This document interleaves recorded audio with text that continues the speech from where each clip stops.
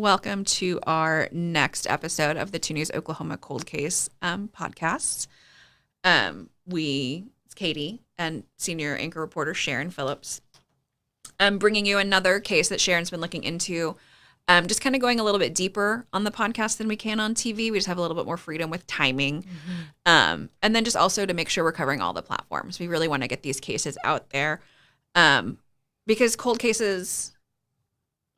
That's just so frustrating on both sides. From our end on the news, like we are covering it, we're going to these crimes when they happen, and then kind of like we always talk about, we see people on the worst day of their lives. Yeah.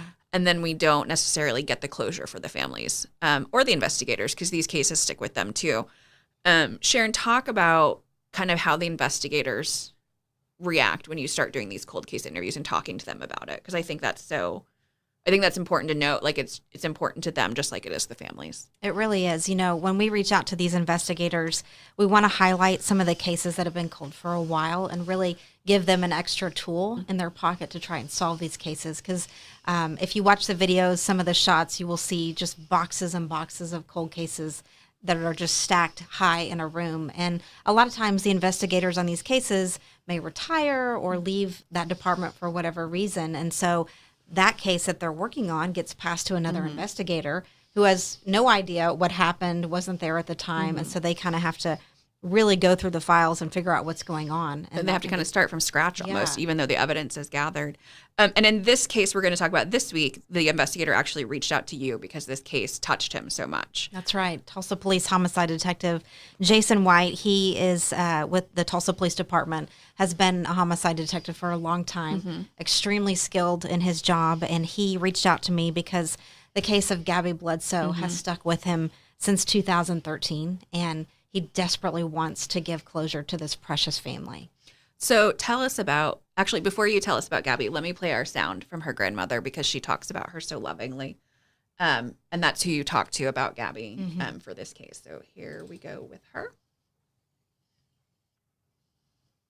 She was a straight-A student, very soft-spoken like myself. She was very kind.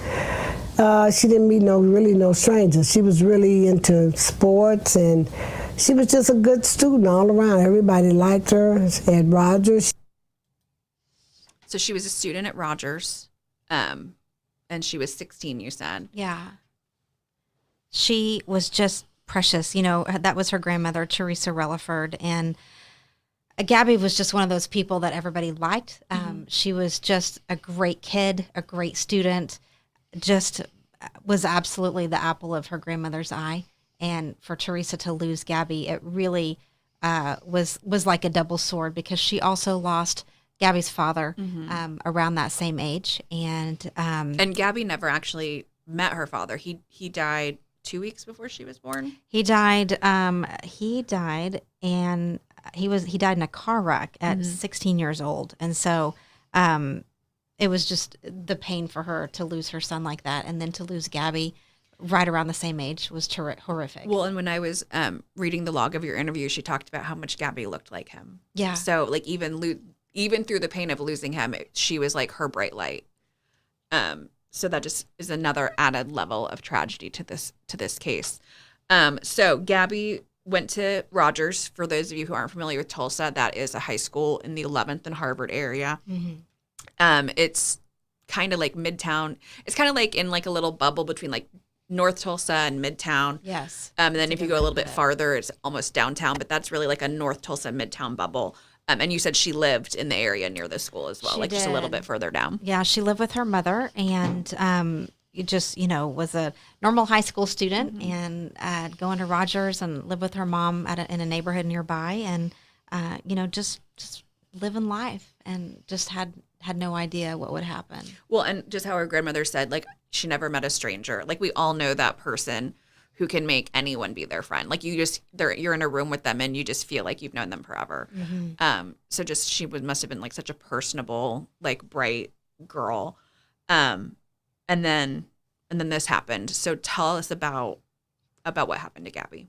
So I spoke with investigators and also her grandmother, Teresa, which you just heard from. And Teresa tells me that, she'll never forget that phone call that she got in 2013.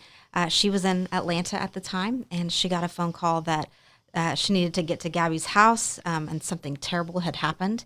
And so I can't even imagine what was going through her mind after she got that horrible phone call. She just had to feel so stuck because you're so far away. You're reliant on a plane or driving, that's such a long drive to come back, however you're coming back. And just to know something bad has happened and not know what it is. Yeah, it was just I just can't imagine. I mean, you talk about anxiety. Right. And her poor grandmother who'd already lost her son. Now she's, facing the thought of something happening to Gabby. And investigators say when they got to the house, they found precious little Gabby's body lying there on the floor. And police tell me that she had been stabbed numerous times. And we were talking earlier about what a violent crime that is. Yeah, any type of murder is aggressive and horrible, obviously. But there's just something about stabbing that just seems like you have to get so close to the person to do it. You have to be so involved in it that it just feels like it just feels different in a sense. Yeah, it feels a little bit more personal, Yeah. I think. And that's what investigators are wondering too. They believe that, they were able to recover certain items from the scene, and there didn't appear to be any signs of forced entry. So it appeared, just from what they could tell, that Gabby at least felt comfortable enough to let this person inside the home. And it was in the early morning hours. I mean, this was. And you said this was March time of year? Okay. Yeah, springtime.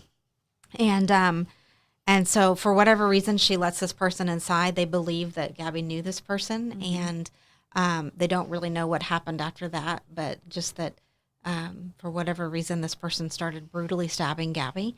And, she's a young high school girl, small in stature. Yeah, I mean, she's probably easily overpowered. And just this is also we mentioned earlier when we were talking about this case. This is very unique from some of the other cases we've covered in that they do think Gabby knew this person and that she let them in. It wasn't like a random someone targeting someone for a specific reason. It was just kind of that just makes it even more sad and frustrating, I would imagine, for investigators and the family. It is. It's horrific. It's truly horrific because they strongly feel like they know who did this, and investigators feel like they agree with them, but there just isn't enough evidence to go after this person. And so they are asking, really, truly begging anyone in the public, anyone who knew Gabby at the time, who, was in her friend group, or maybe you lived in the neighborhood or whatnot and heard something, any detail, no matter how minute, could help investigators. And all of us in the media want to help this family solve this case. We really do. Let's hear from Gabby's grandmother again.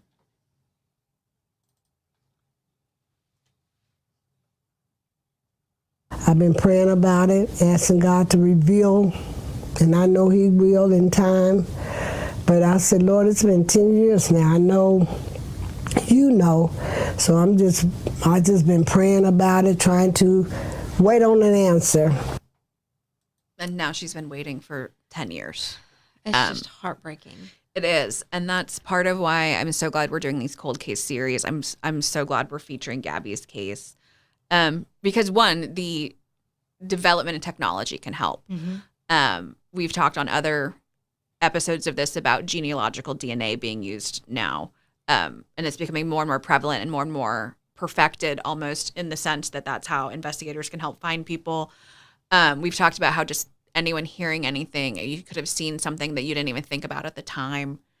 And that could be a trigger for investigators, like on a whole new path, or help lead them to more evidence.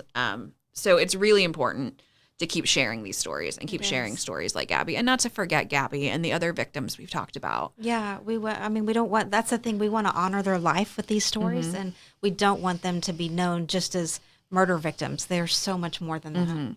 One of the last episodes we did, the niece of one of the victims said, her life mattered, and that's why she wants justice, and everyone deserves justice. Everyone's life matters. One thing that stuck out to me too was that, Teresa's faith. Here she's lost her son, and then she's lost her granddaughter, both in violent ways, and she hung onto her faith through all of this, and she's hanging on to it even now. And so, like Katie said, if you guys can remember anything during that time, March of 2013, please reach out to investigators with the Tulsa Police Department. And so Gabby's story will air on Thursday at 10 o'clock on 2 News Oklahoma. It will re-air on Sunday night at 10 o'clock. And then it'll live on all of our socials. It'll live on our Facebook page, on our app, on our website. So share it. I mean, you might not have lived in Tulsa when it happens. You might not live in Tulsa now, but that's the power of social media and part of why we want to make sure we're using these podcasts and these cold cases to really help these families. We sure do. So thank you for joining us, and we will see you next week.